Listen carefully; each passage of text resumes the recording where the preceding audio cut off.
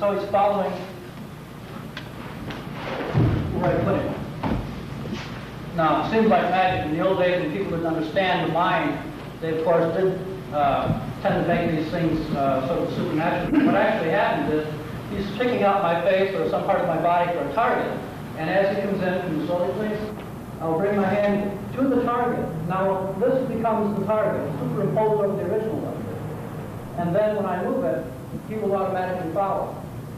This happens in microseconds. And your timing has to be perfect. If it's not perfect, if you're too fast or if you're too slow, you're going to find your face full of knuckles. So I wouldn't advise anyone going home tonight trying this, or anything that I'm doing tonight. Don't forget that I've had 33 years of perfecting it. Once again. All right.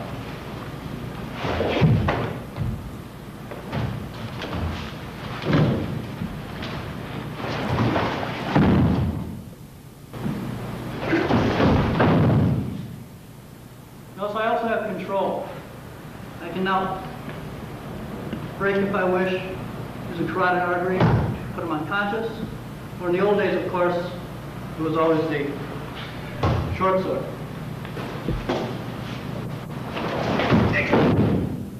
If I relax and make him part of my body, then try to move my own body, if I try to beat him with strength, and am I trying? I can't really do it. But if I know how to maneuver my body, I can do it. What I'm doing is a line technique. That's it. To line my body up so that he has no advantage at all, right? Yes.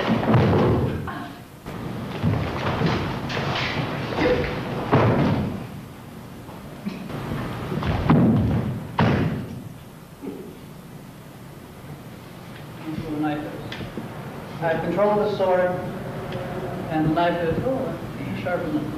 There's the sword.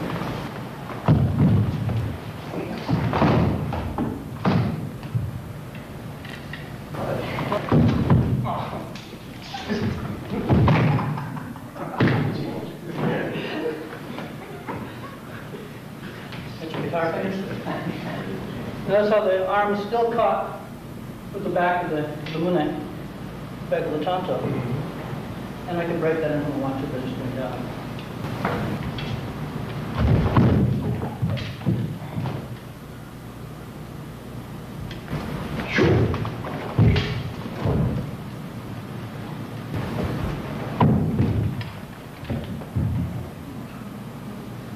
Now this way, see, I have both of his hands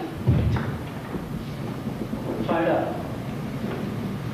And I can do anything I want. Of course, these have both been cut. Just take them to the side. And also nice. Right down inside the scalp. Now we just step forward and just raise the sword and step right into his face. See? That captures everything. And I have several alternatives. I could hit with a kashido. I could take him away like I did before. I could turn and I could throw him. I can do many, many things. Yes. At the time you locked him up there, suppose he could think fast enough, dropped his, controlling his bottom hand. Right. Okay. You'd lose your lock. Yes, but well, I'll show you what we do have. Oh. Okay. Once again, same thing, please. Okay. Move your bottom hand down, please. Oh. The whole sword is the weapon.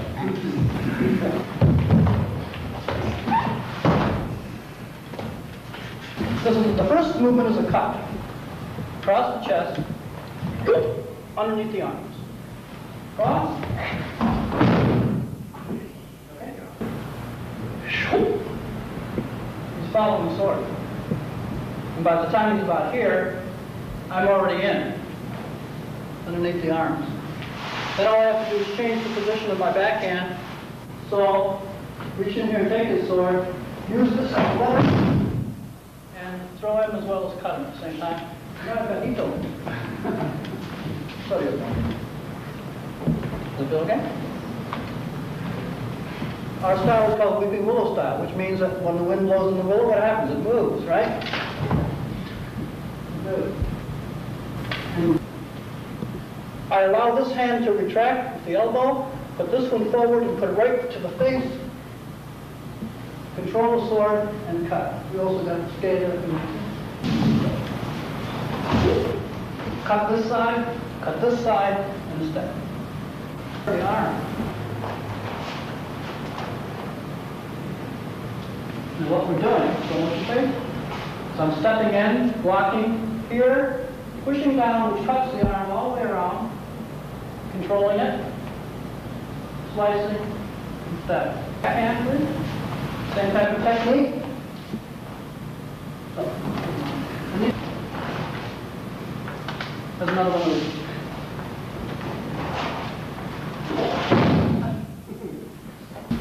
Just come in, controlling him, strike, throw, and we can finish any way we wish. Like wing. Now I'm moving to the inside triangle, you see? Same movement, but I just moved in a little further on the inside triangle. Then we can break the arm and work the point that way. All right?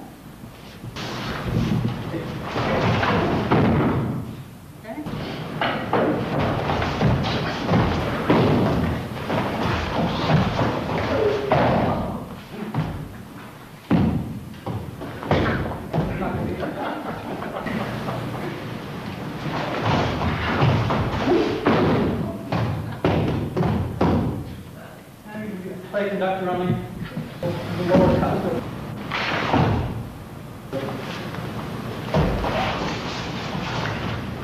You stick that in the ground, take your short sword, and then I would show a little contempt too if you want to get your own legs on it. You didn't send it. You can change this down and then just